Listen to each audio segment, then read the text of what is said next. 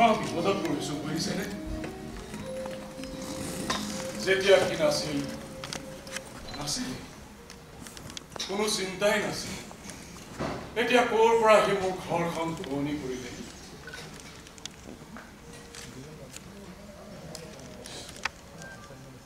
সি বিদায় ল'লে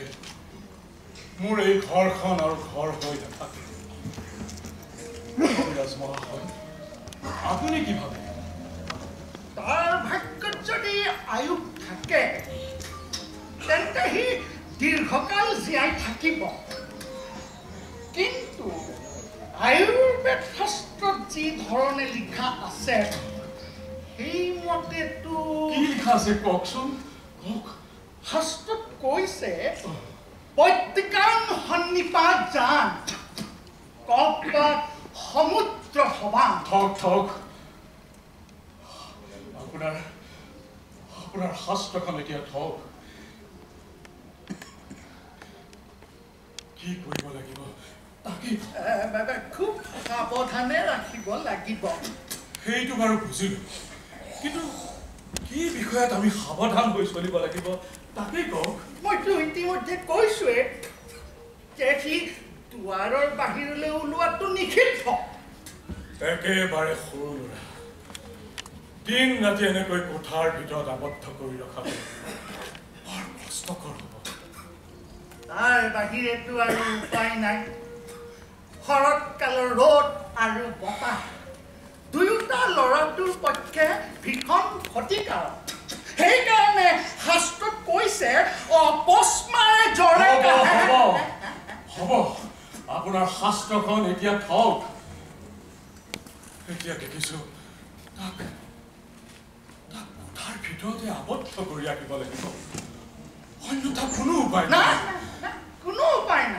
উপায় নাই সেইকাৰণে শাস্ত্ৰতে কৈছে পৱনে তপনে আপোনাৰ সেই শৈৱ তৈৱ থওক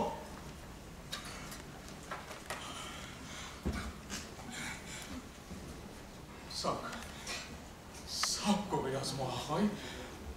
আপোনাৰ বিধান বৰ কঠোৰ দেহৰ সমস্ত কষ্ট বেচেৰাই নীৰৱে সহ্য কৰি থাকে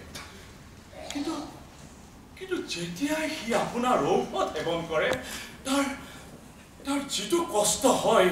সেইটো দেখিহে মোৰ অন্তৰ ফাটি যায় কষ্টৰ ফল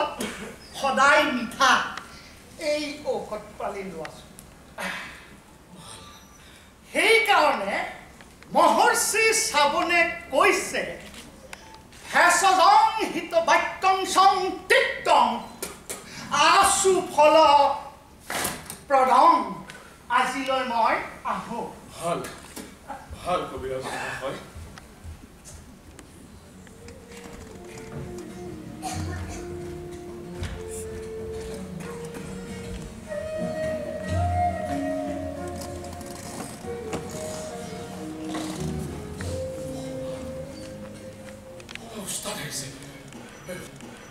সৰ্বনাশ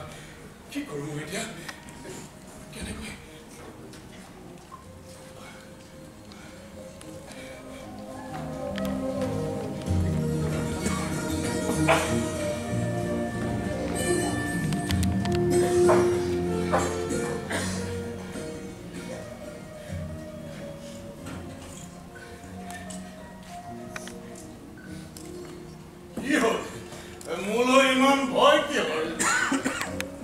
নহয় মানে তুমিতো সৰু ল'ৰা ছোৱালীবোৰক ভয় খুৱাই ৰং চোৱা উস্তাদ তুমিতো সৰু ল'ৰা নোহোৱা আৰু তোমাৰ ঘৰততো সৰু ল'ৰা ছোৱালীও নাই আৰু তোমাৰ ভয় খোৱাৰ বয়স নাই তোমাৰ কি হ'ল চিন্তা নহয় মানে সৰু ল'ৰা এটি ঘৰলৈ আনিছো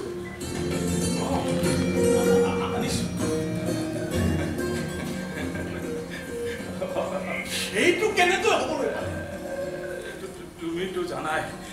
মোৰ পৰিবাৰে আগৰে পৰাই তুলনীয়া পুত্ৰ এটি ল'বৰ কাৰণে ব্যাকুল হৈ আছিল এইটো কথা মই জানো পিছে তুমিহে বোলে মান্তি হোৱা নাছিলা আচল কথাটো কি জানা ভাবিছিলো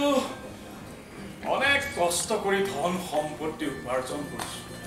কৰবাৰ অচিনাকি ল'ৰা এতিয়া মোৰ উপাৰ্জিত ধন বিনা পৰিশ্ৰমে খৰচ কৰিব সেইটো ভাবিলে মনটো বেয়া লাগিছিল কিন্তু এতিয়া এই ল'ৰাটি অহাৰ পিছত মোৰ মনটো যে কেনেকুৱা লাগিছে কথা সেইটোৱে এতিয়া তাৰ বাবে তুমি এই টকা পইচা খৰচ কৰি কেনেকুৱা লাগিছে মোৰ বোধৰে তুমি অৰ্জা টকা পইচাৰ এতিয়াহে সৎ ব্যৱহাৰ হৈছে আগতে টকা পইচা উপাৰ্জন কৰাটো নিচাৰ দৰে আছে এতিয়া যি উপাৰ্জন কৰিছো এই ল'ৰাটিৰ বাবে খৰচ কৰিবলৈ পাই মই নিজে আনন্দ পাইছো বেছ বৰ ভাল কথা এই ৰবা পিছে এই ল'ৰাটোক তুমি পালা ক'ত পালা মোৰ পৰিবাৰৰ গাঁৱৰ সম্পৰ্কীয় ভায়েকৰ ল'ৰা সৰুতে মাত ঢুকাল আজি কিছুদিন আগতে বাপেকটিও ঢুকাল পিছে ল'ৰাটো ক'ত নাই তাক মাতিব নোৱাৰো কিয় কবিৰাজে কৈছে কি কৈছে তাৰ অকণমানি দেহাটোত কফে একেবাৰে হেঁচা মাৰি ধৰিছে শৰতৰ ৰ'দ আৰু বতাহৰ পৰা বচাই ৰাখিবলৈ এটি কোঠাত তাক আবদ্ধ কৰি ৰখা হৈছে কিন্তু তুমিতো আকৌ সৰু ল'ৰা ছোৱালীবোৰক ভয় খুৱাই উচতাই বাহিৰলৈ নি খেলা ধূলা আৰু সাধু কোৱাটোৱেই হৈছে তোমাৰ বুঢ়া বয়সৰ খেলা সেইকাৰণেই তোমালৈ মোৰ ভয় লাগে মিছাৰ কথা কোৱা নাই শৰতৰ ৰ'দ আৰু বতাহৰ দৰে মই ভয়ানক কিন্তু মনত ৰাখিবা ঘৰৰ ভিতৰত আবদ্ধ কৰি ৰাখিব পৰা মন্ত্ৰও মই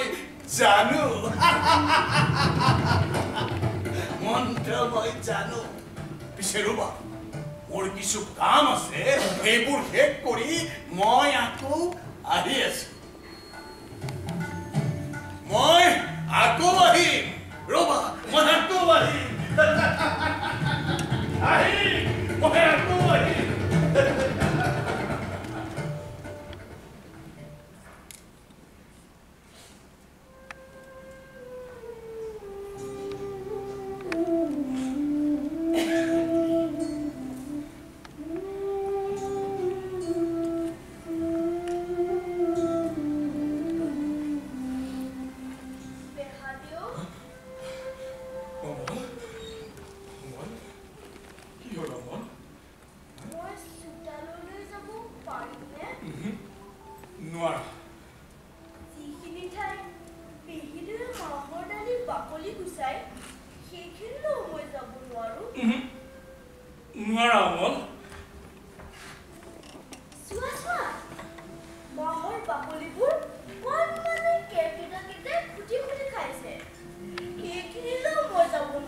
মই কৈছো নহয় তুমি তালৈ যাব নোৱাৰা মই যদি অকণমানি এটি কেণ্ডিটোৰ পোৱালি হলোহেঁতেন কি যে মজা হ'লহেঁতেন কিন্তু পেহাদেউ মোক বাৰু কিয় বাহিৰলৈ ওলাবলৈ নিদিয়ে কবিৰাজে কৈছে বাহিৰলৈ ওলালে তোমাৰ অসুখ আৰু বেছি হ'ব কিয় নাজানিব কবিৰাজে ইমান পুথি পাজি পঢ়িছে পুথি পঢ়িলে কি সকলো জানিব পাৰে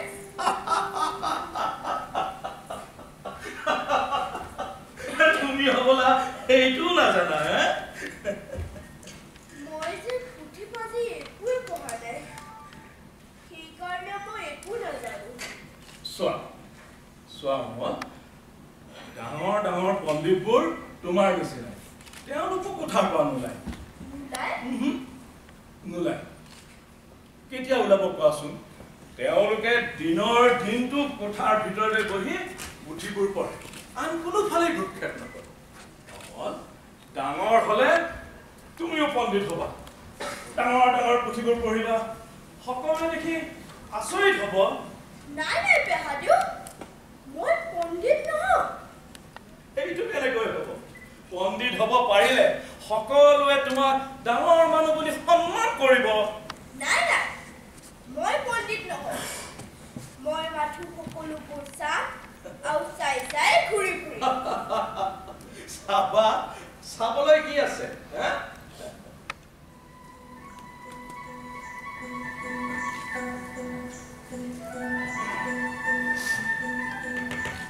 আমাৰ খিৰিকী কাষত বহিলে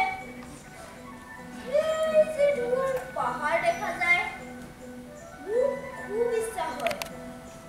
ময়ো যেন সেই পাহাৰটো পাৰ হৈ যাম আৰু চাম অমল কি বলিয়ালিখন কৰিছা পাহাৰখন পাৰ হৈ গুচি যাবা বাপ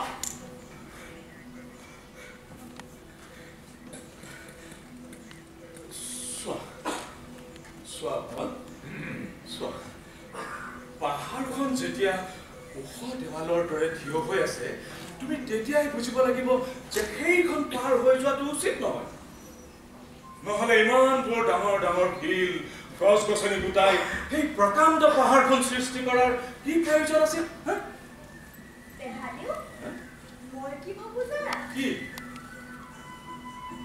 পৃথিৱীখনে কথা ক'ব নোৱাৰে নহয় সেইকাৰণে নীলা আকাশখনে পৃথিৱীখনক দূৰৰ পৰা হাত বাউলি মাতে খিৰিকীৰে যেতিয়া মই আকাশলৈ চাওঁ তেতিয়া এনে লাগে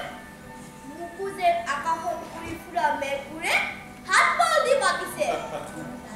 মেঘ মেঘ ৰবা মেঘ ৰবা পেহাদিও পণ্ডিতসকলে হয়তো নুশুনে তেওঁলোকতো তোমাৰ নিচিনা খেয়ালি নহয় তেওঁলোকে শুনিবলৈ নিবিচাৰে জানা পেহাদিও কালি কিন্তু মোৰ নিচিনা এজনক দেখিছিলো সঁচা কেনেকুৱা কোৱাচোন তেওঁৰ কান্ধত এডাল বাঁহৰ টুকুৰ তাৰ আগত এটা টোপোলা বন্ধা পুৰণি এযোৰ নাগৰ জোতা পিন্ধি তেওঁ এই পথেৰে সেই পাহাৰখনৰ ফালে খোজ লৈছিল মই তেওঁক সুধিলো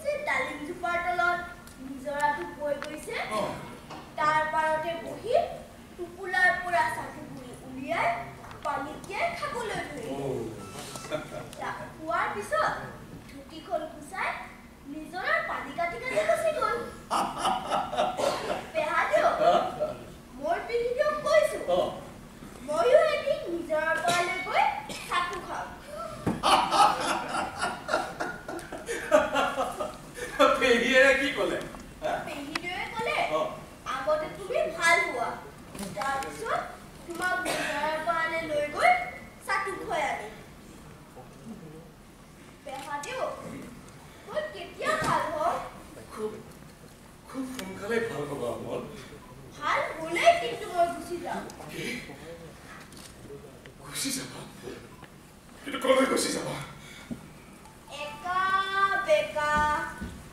একা বেকা একা বেকা নিজৰ পানী মই পৰিত্যাগ গুচি যাম। দুপৰীয়া যেতিয়া সকলোৱে দুৱাৰ বন্ধ কৰি শুই থাকে তেতিয়া মই দূৰলৈ বহুত দূৰলৈ কাম বিচাৰি গুচি যাম।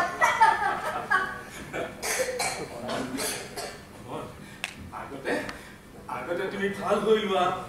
তাৰপিছত তুমি কিন্তু মোক পণ্ডিত হ'বলৈ নকবা। ঠিক আছে তোমাক আৰু মই পণ্ডিত হ'বলৈ নকওঁ। তুমি বাৰু আচলতে কি হ'ব বিচাৰা? এতিয়া মোৰ একো মনত নাই। আচ্ছা মই ভাবি পেলাই কওঁ। ঠিক আছে বাৰু। অমল, তুমি কিন্তু এনেকৈ অচিনাকি মানুহৰ লগত কথা নাপাতিবা। অচিনাকি মানুহৰ লগত মোৰ কথা পাতি বৰ ভাল লাগে। যদি তোমাক ধৰি লৈ যায় তেন্তে বেছ মজা হ'ব। কিন্তু কোনেও ধৰি লৈ নাযায়, সকলোৱে কেৱল বহুৱাইহে থয়। অমল, মোৰ কাম আছে, মই কামলৈ যাম। তুমি কিন্তু কোঠাৰ পৰা বাহিৰলৈ ওলাই নাহিবা, হ'ব? হ'ব। ঠিক আছে, মই ওলাও। কামলৈ আহিম। কিন্তু মই খিৰিকীখনৰ কাষতে বহি থাকিম।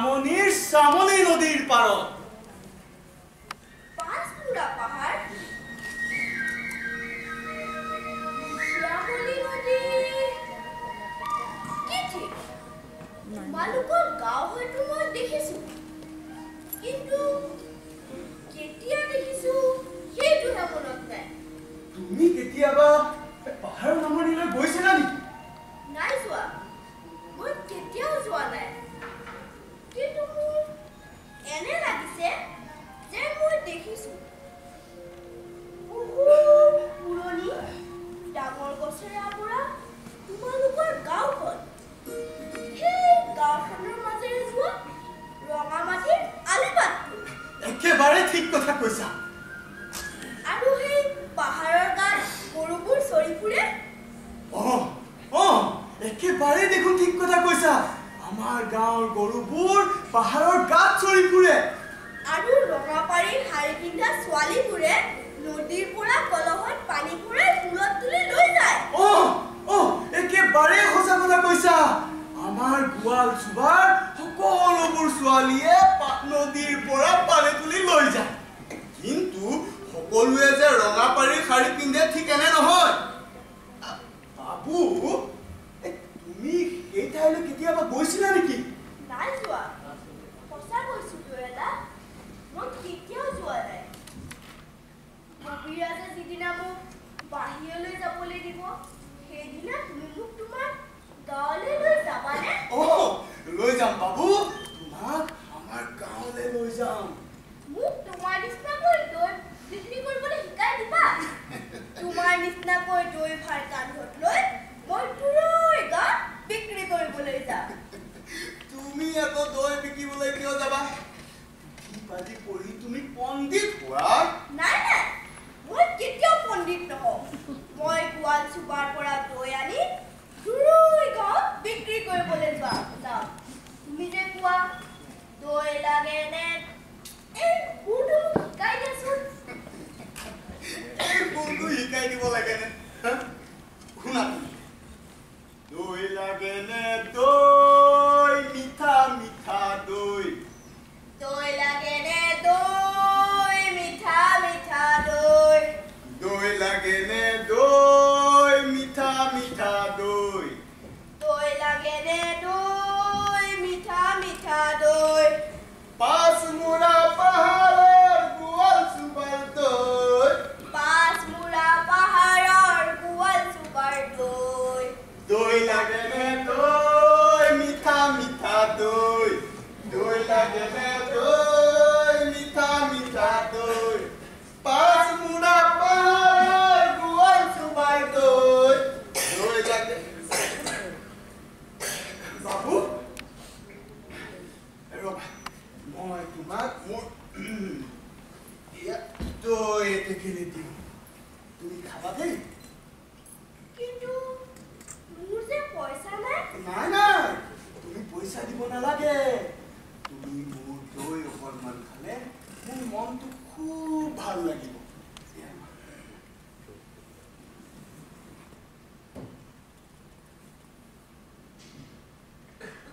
দৈয়ালা তোমাৰ বহুত দেৰি হ'ল নেকি নাই নাই মোৰ কোনো দেৰি হোৱা নাই আৰু মোৰ কোনো লোকচানো হোৱা নাই দৈ বেচিলে যে ইমান আনন্দ পোৱা যায় আজি তোমাৰ পৰাহে শিকিলো এতিয়া মই আহো দেই দৈ লাগে নে দৈ মিঠা মিঠা দৈ দৈ লাগে নে দৈ মিঠা মিঠা দৈ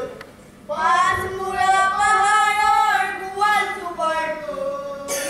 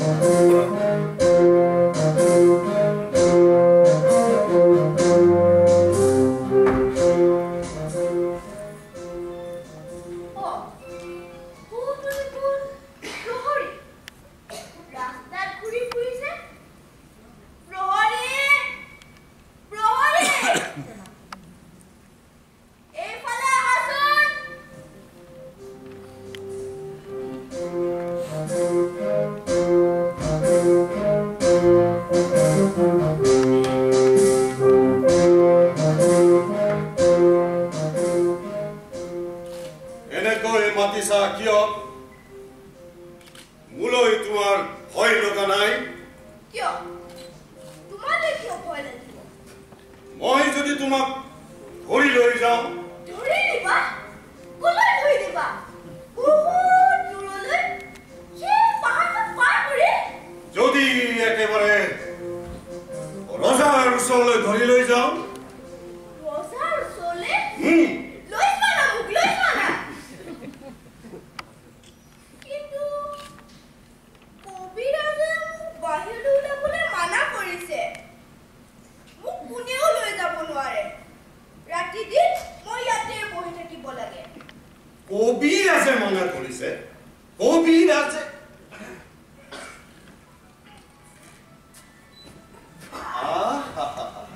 বেচেৰা সেইকাৰণেহে তোমাৰ মুখখন হেঁপা পৰিছে চকুৰ গুৰি ওলা পৰিছে তুমি ঘণ্টা নুবুজোৱা নেকি প্ৰহৰী এতিয়াও সময় হোৱা নাই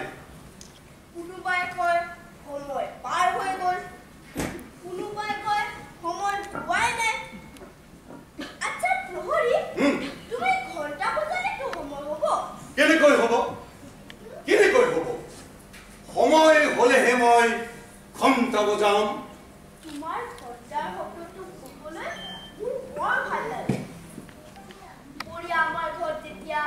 সকলোৱে খাই বৈ উঠে পেহাদেউ কামলৈ ওলাই যায় পেহীদেউৱে ৰামায়ণখন পঢ়ি থাকোঁতে যেতিয়া টোপনিত ঢলি পৰে আমাৰ অকণমানি কুকুৰটো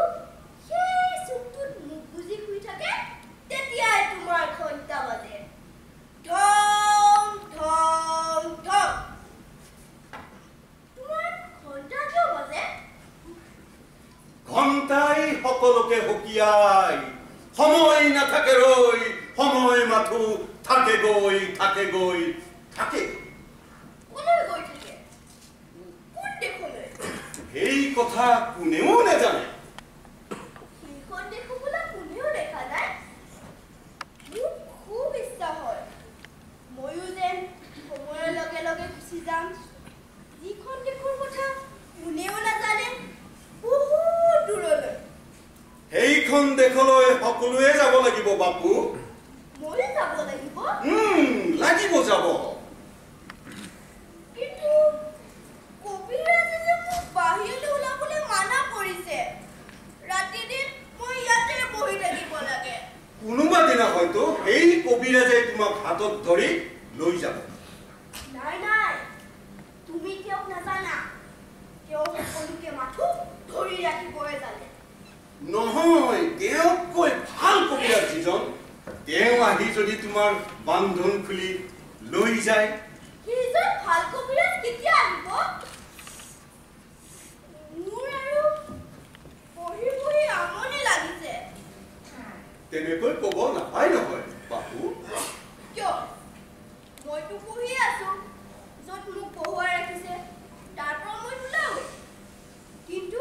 তোমাৰ এই ঘণ্টাৰ ঢং ঢং শব্দটো শুনিলে মোৰ মনটো কেনেকুৱা যে লাগে আচ্ছা প্ৰহৰী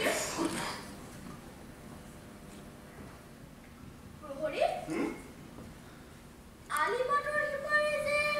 ডাঙৰ ঘৰটো আছে য'ত পতাকা এখন উৰি আছে তালৈ কেৱল মানুহ আহিছে আৰু গৈছে তাত কি হৈছে ডাঙৰ ঘৰ নহয় তাত এটা নতুন ডাকঘৰ হৈছে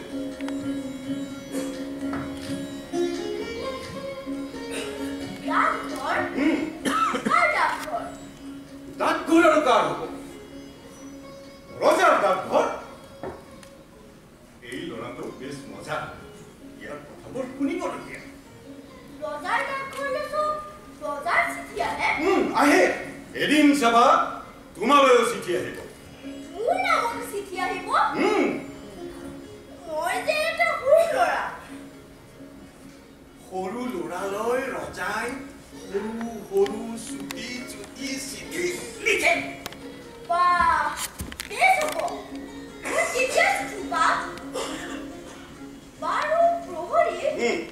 ৰজাই মোলৈ চিঠি লিখিব বুলি তুমি কেনেকৈ জানিলা নহলেনো তোমাৰ এই খিৰিকীখনৰ সন্মুখত ৰজাই সোণালী ৰঙৰ নিচান উৰুৱাই কিয় ডাকঘৰ খুলিবলৈ যাব ল'ৰাটো সঁচাকৈ আচৰিত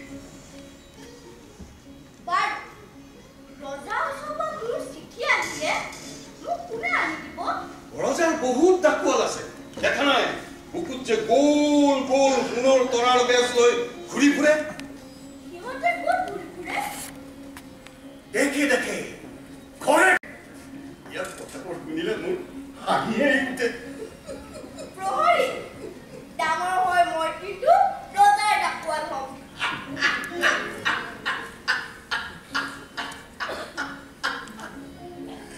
ডাকুৱাল ডাকুৱাল ডাকুৱাল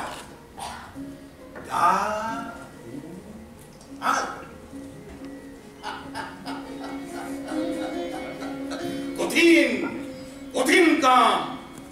ৰ'দ নাই বৰষুণ নাই ধনী নাই দুখীয়া নাই মানুহৰ ঘৰে ঘৰে চিঠি বিলাই ফুৰা কামটো ইমান সহজ নহয় বাবু তুমি হাঁহিছা কিয় মোৰ এই কামটো খুব ভাল লাগিছে নাই নাই তোমাৰ কামটো ভাল দুপৰীয়া যেতিয়া ৰ'দৰ তাপত গোটেইখন দেহ পুৰি যায় তেতিয়াই তোমাৰ ঘণ্টা বাজে ঢং ঢং ঢং আকৌ কেতিয়াবা ৰাতি হঠাতে সাৰ পাই শুনো বাহিৰত আন্ধাৰৰ মাজেদিয়ে ঘণ্টা বাজি উঠিছে ঢং ঢং ঢং মুখিয়াল আহিছে এম যদি আহি তোমাৰ লগত মোক এনেকৈ কথা পাতি থকা দেখে তেনেহলে মহা কন্দল লগাব মুখিয়াল ক'ত ক'ত সৌজন মূৰত পাগুৰি হাতত লাঠি আহিছে তেওঁ খুপি খুপি তেওঁ হ'বলৈ ৰজাই মুখিয়াল পাতিছে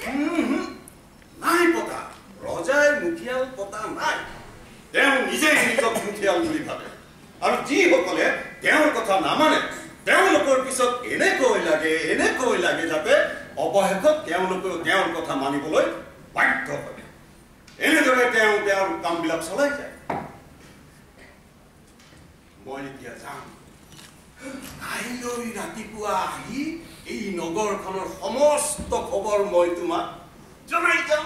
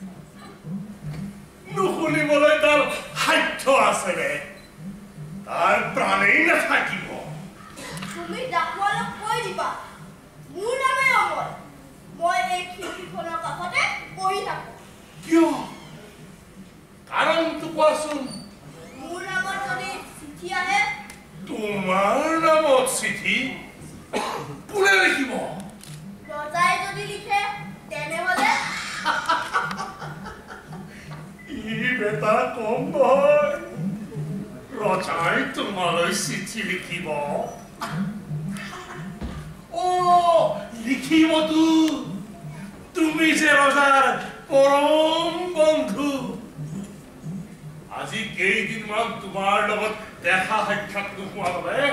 তেওঁ একেবাৰে শুকাই ক্ষীণাই গৈছে বুলি খবৰ পাইছো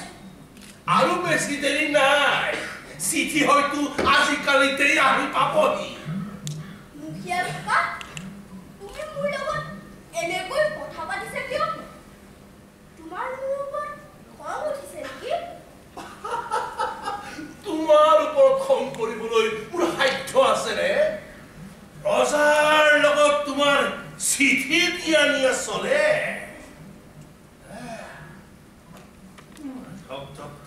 বেছি হৈছে পইচামান জমা কৰিছে কি নাই আৰু ঘৰত এতিয়া ৰজা বাদশাহৰ কথাৰ বাহিৰে অন্য কথা নাই ইয়াক মজা দি আছে বাপু মই তেনেহলে আহো অতি সোনকালে যেন ৰজাৰ চিঠি তোমাৰ ওচৰলৈ আহি পাই তাৰ ব্যৱস্থা কৰোগৈ নাই নাই তুমি একো কৰিব নালাগে কিয় তোমাৰ খবৰ মই এতিয়াই ৰজাক দিমগৈ তেতিয়া তেওঁ আৰু বেছি দেৰি কৰিব নোৱাৰিব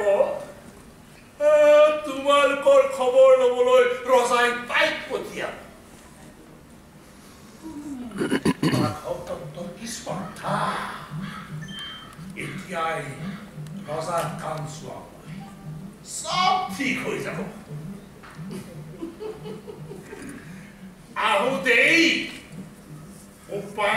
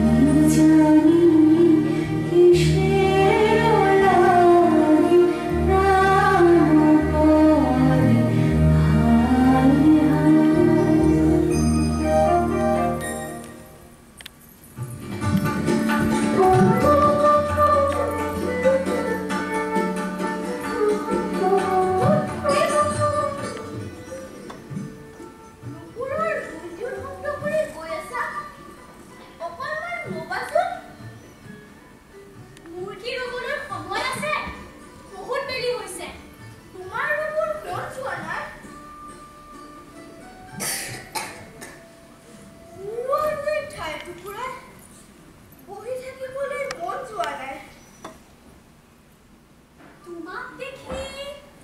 এনে লাগিছে যেন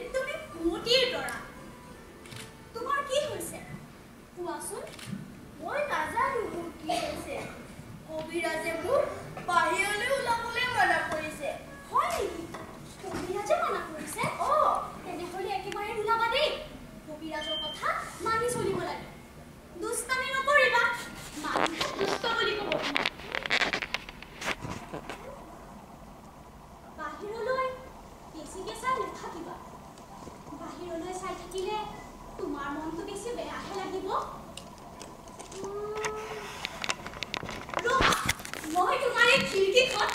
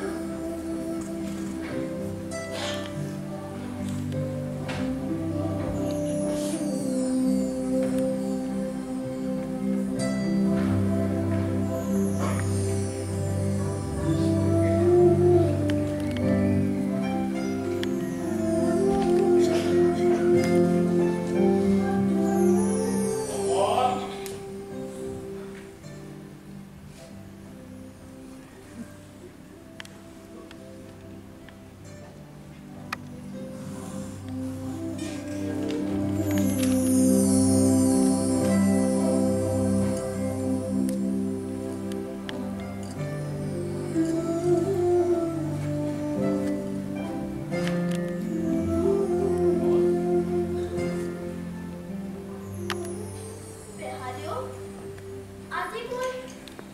খিৰিকীখনৰ ওচৰলৈও যাব নোৱাৰিম। কবিৰাজে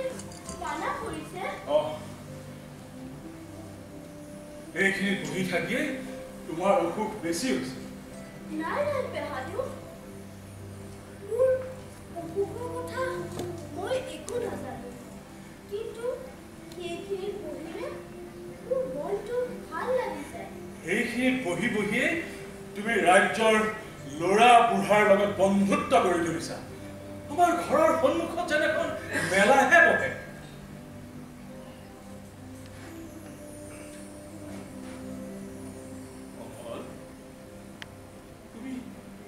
তুমি এনেকুৱাখন কৰি থাকিলে তোমাৰ দেহাটো জানো ভালে থাকিব? চোৱাচোন তোমাৰ মুখখন কেনে এটা পৰি গৈছে। পেহাদেউ, আজি হয়তো ফকীৰজন আহি মোক খিৰিকীৰ কাষত নেদেখি উভতি যাব। ফকীৰ? তোমাৰ ফকীৰ নক'ত? সেই যে সদায় আহি মোক দেশ বিদেশৰ কথা কৈ যায়, মোক শুনিবলৈ বৰ ভাল লাগে। হয় নেকি? মইতো কোনো ফকীৰক চিনি নাপাওঁ। ঠিক এতিয়াই তেখেতৰ আহাৰ সময় হৈছে। তেখেত আহিলে তুমি তেওঁক ক'বা, মোৰ কোঠালৈ আহি মোৰ ওচৰত এবাৰ যে বহে। ফকীৰ বাবা, ফকীৰ বাছ, ফকীৰ বাবা।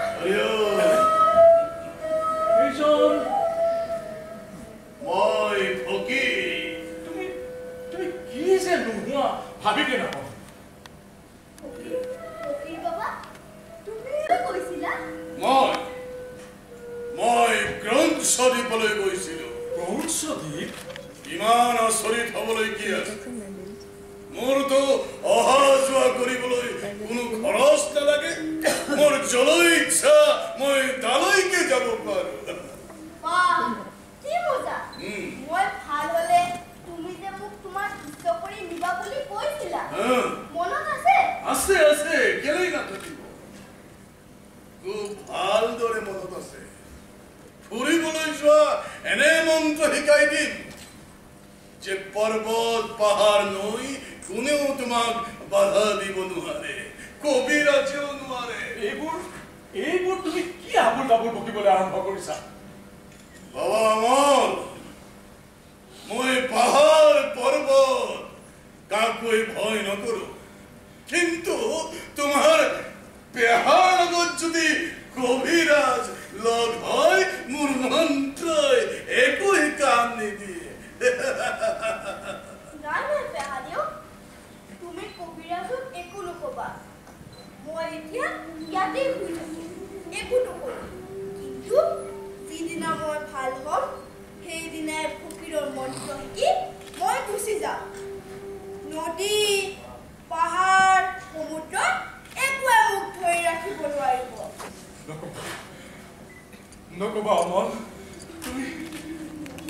তুমি কেৱল গুচি যাওঁ বুলি কৈ নাথাকিবা। শুনিলে মোৰ খুব বেয়া লাগে।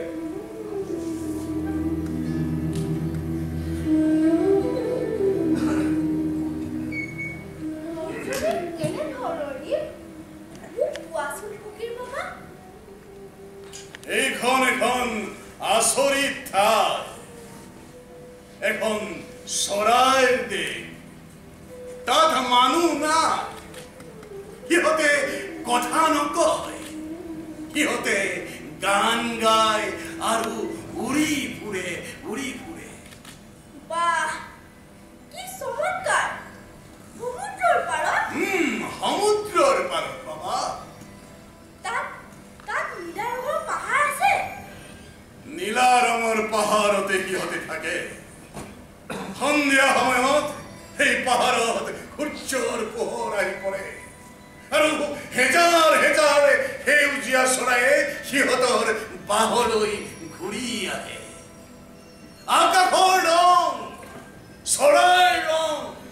আৰু পোহৰৰ ৰং মিলি কি যে অপূৰ্ব সৃষ্টি হয়।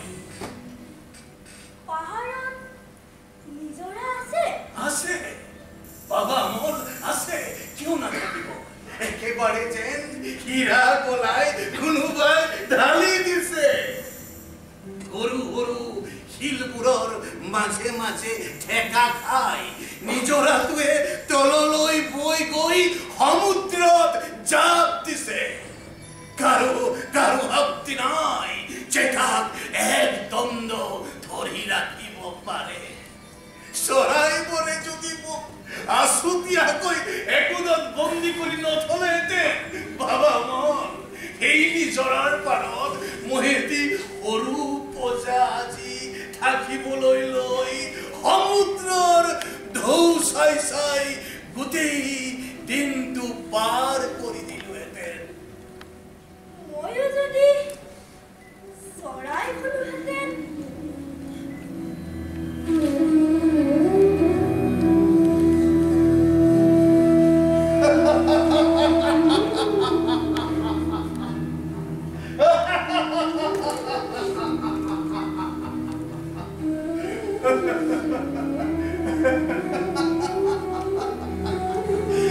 বাবা অমৰ তুমি চৰাই হলে বৰ মুস্কিল হলহেঁতেন কাৰণ তুমি হেনো দৈ এলাক কৈ থৈছা তুমি ডাঙৰ হলে দৈ বিক্ৰী কৰি লৈ যাবা চৰাইৰ দেশত দৈৰ ব্যৱসায় বৰ ভাল নহব বাবা ভাল নহব দৈ লাগেনে দৈ মিঠা মিঠা দৈ লাগেনে দৈ মিঠা মিঠা অসহ্য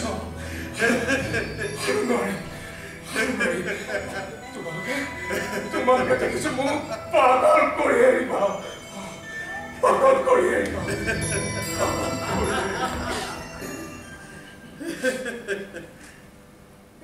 ফকীৰ বাবা পেহাদিও গ'ল এইবাৰ মোক মনে মনে কোৱাচোন পাকঘৰলে কি মোৰ নামত চিঠি আহিছে শুনিছো এই চিঠি ইতিমধ্যে যাত্ৰা আৰম্ভ কৰিছে এই চিঠি এতিয়া পথত পথত কোন পথত সেই যে বৰষুণ হ'লে আকাশ পৰিষ্কাৰ হৈ বহুত দূৰ পথ দেখা যায় সেইখন মনৰ পথ তুমি তো সব জানা হে বাবা অমল হয় সেই পথেৰেই আহিছে মই সকলো জানো ফকীৰ বাবা ফকীৰ বাবা মই যেন দেখিবলৈ পাইছো ৰজাৰ ডাকোৱাল এজন পাহাৰৰ ওপৰৰ পৰা অকলে অকলে নামি আহি আছে তেওঁৰ বাওঁ হাতত এটা লণ্ঠন কান্ধত চিঠিৰ টুকুৰা কিমান দিন কিমান ৰাতি ধৰি তেওঁ কেৱল খোজ কাঢ়িয়েই আছে পাহাৰৰ তলিত নিজৰাৰ গতিত থমকি ৰৈছে সেইখিনিৰ পৰাই বেতা নদীৰ পথ ধৰি তেওঁ কেৱল আহিয়েই আছে তাৰ পাছত সেই কুঁহিয়াৰ খেতিৰ কাষে কাষে থকা ওখ আলিৰে তেওঁ আহিয়েই আছে মই এই সকলোবোৰ দেখিবলৈ পাইছো যিমানে তেওঁ আগবাঢ়ি আহিছে সিমানেই মোৰ অন্তৰখন আনন্দত নাচি উঠিছে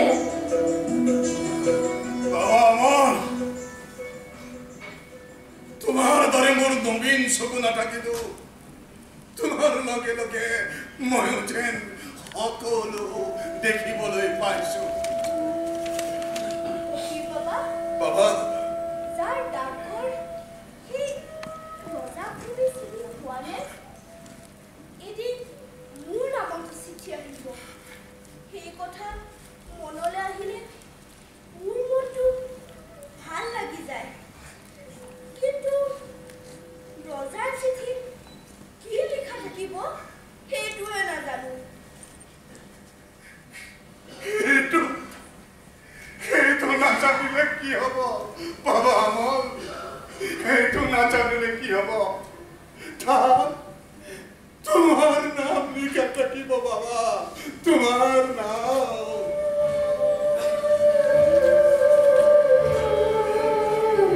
কোন বাগৰুৱাই বাট বুলি যায় মহাজীৱনৰ গীত গায় মলয়াত কি অজানা সুৰ বাজে মনৰ বেদনা মনতে হেৰাই কোন বাতৰুৱাই বাট ঘূৰি যায় মহা জীৱনৰ গীত গায় জীৱনৰ গীত গায়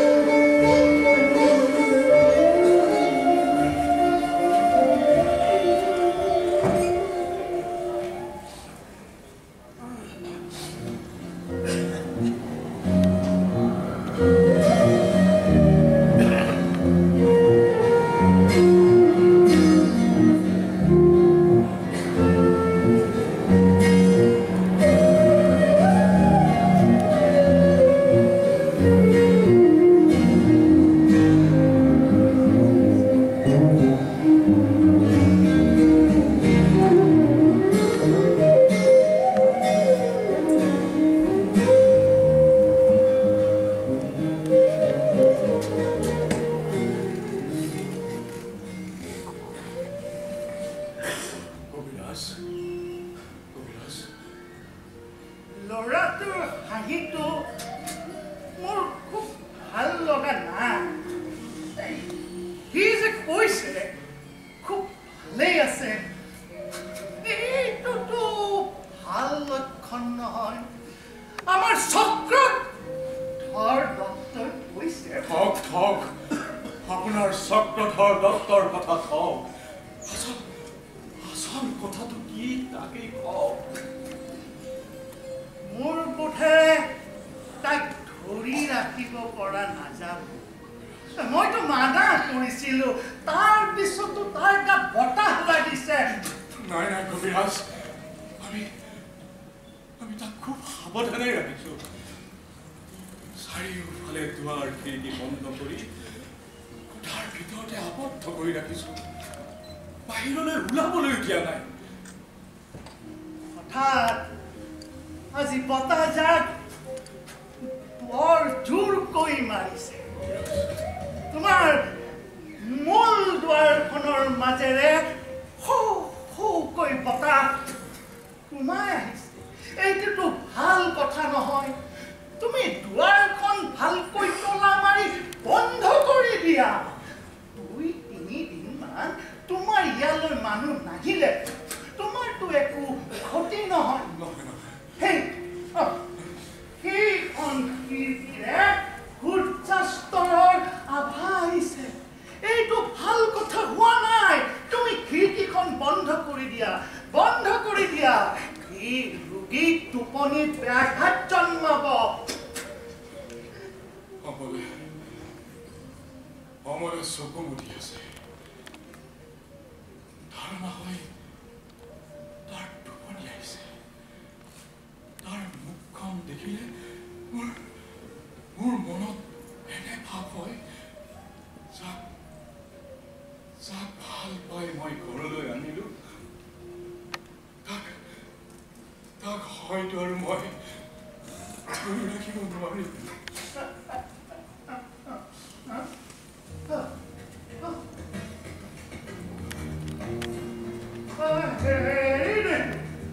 তোমাৰ ইয়ালৈ দেখোন মুখিয়া আহি আছে মই আহো দুৱাৰখন ভালকৈ বন্ধ কৰি দিয়া বুজিছা মই গৈ এটি বুঢ়ী পঠিয়াই দিম যদি থাকে সেইটোৱেই ধৰি ৰাখিব আহো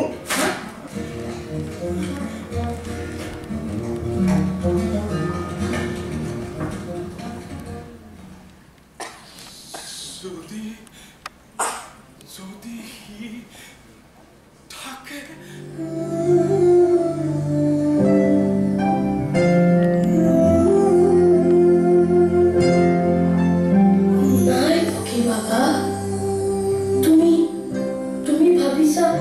টোপনি ধৰিছে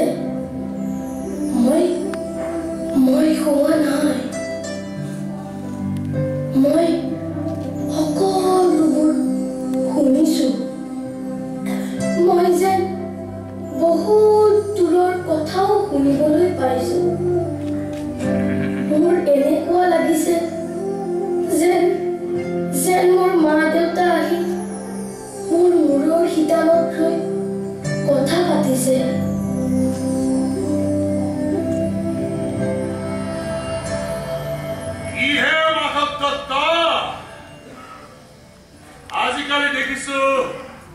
তোমাৰ ডাঙৰ ডাঙৰ মানুহবোৰৰ লগতে সম্বন্ধ। আপুনি কি যে কয়, তেনেধৰণৰ পৰিহাস নকৰিবচোন। মই বৰ সাধাৰণ লোক। তোমাৰ এই বালকটিয়ে ৰজাৰ চিঠিৰ বাবে অপেক্ষা কৰি আছে। সি তেনেই সৰু ল'ৰা, কথাৰ কোনো ঠিক নাই। তাৰ কথাত নধৰিবচোন। নাই নাই, ইয়াত আচৰিত হ'বলগীয়া একো নাই। তোমালোকৰ নিচিনা উপযুক্ত ঘৰ ৰজাই ক'ত পাব? হৌৱা দেখা নাই, ৰজাই তোমালোকৰ ঘৰৰ খিৰিকীৰ সন্মুখত নতুন ডাকঘৰ বহুৱাইছে।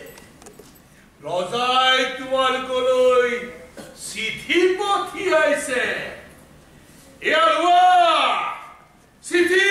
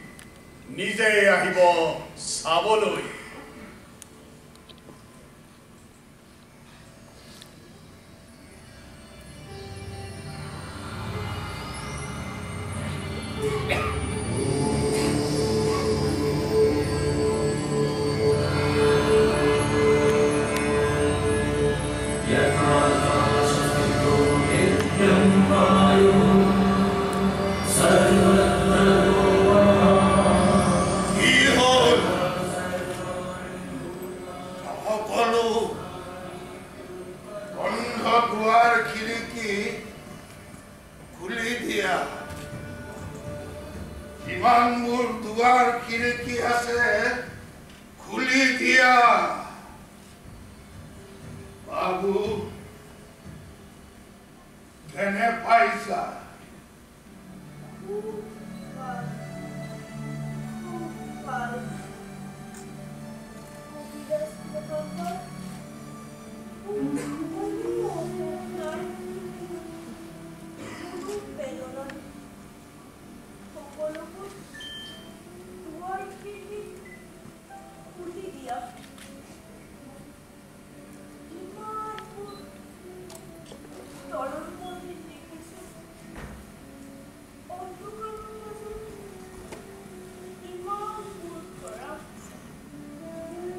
মাঝৰাতি যেতিয়া ৰজা আহিব তেতিয়া তুমি বিচনাৰ পৰা উঠি ৰজাৰ লগত বাহিৰলৈ যাব পাৰিবা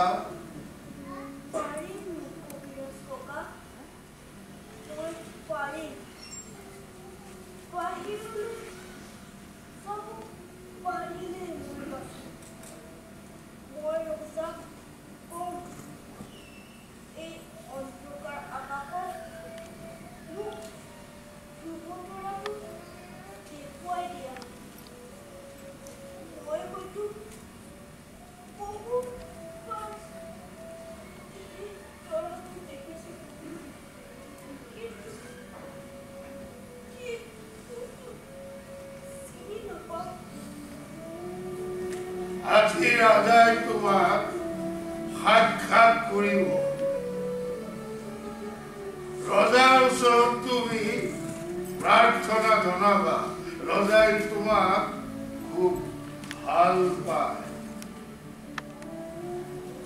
আৰু এই কোঠাটো ৰজাৰ আগমনৰ কাৰণে ফুলেৰে সজ্জিত কৰি তুলিছে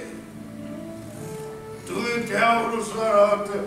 প্ৰাৰ্থনা জনাবা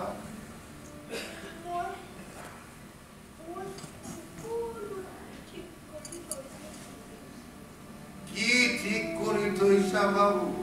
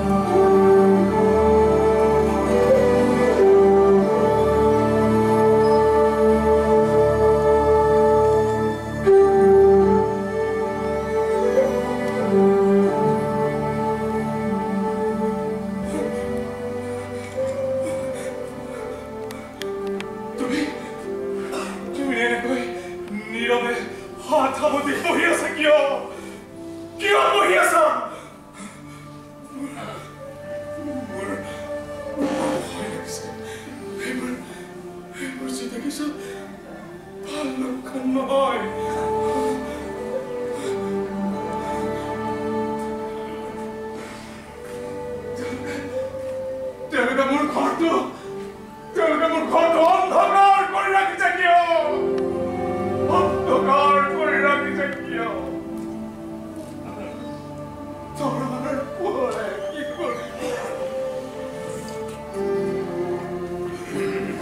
কৰিব তৰাৰ পোহৰে কথা নকবা মনে মনে থাকা মনে মনে থাকা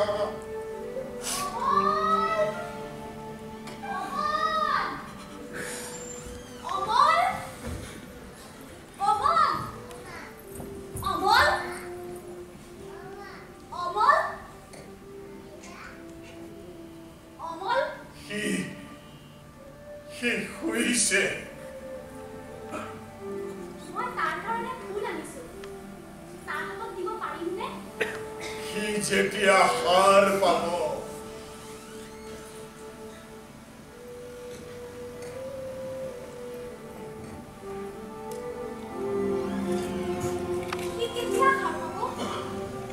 ৰজাই আহি যেতিয়া তাক জগাবহি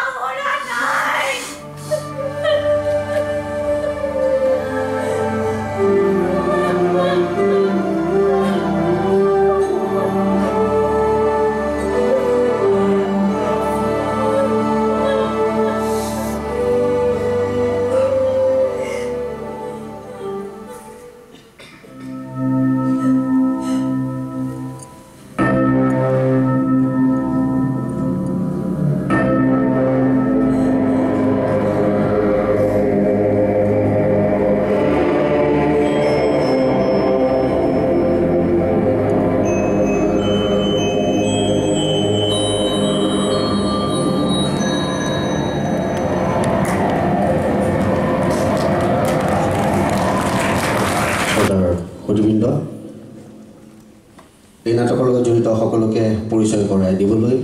মই সাংস্কৃতিক সঞ্চালকালয়ৰ নাথাকাৰ প্ৰযোজিকা শ্ৰীমতী গদ্যাঞ্জলি দাসক বাইদেউক আহিবলৈ অনুৰোধ কৰিছোঁ আৰু মই মাইক্ৰফোনটো তেখেতক আগুৱাই দিছোঁ। শ্ৰদ্ধেয় ৰাইজ, মই আমাৰ অভিনয় শিল্পীসকলক আপোনালোকৰ ওচৰত পৰিচয় কৰি দিব খুজিছোঁ। প্ৰথমতেই আমাৰ অকণমানি শিল্পী অৰুণাম দত্ত,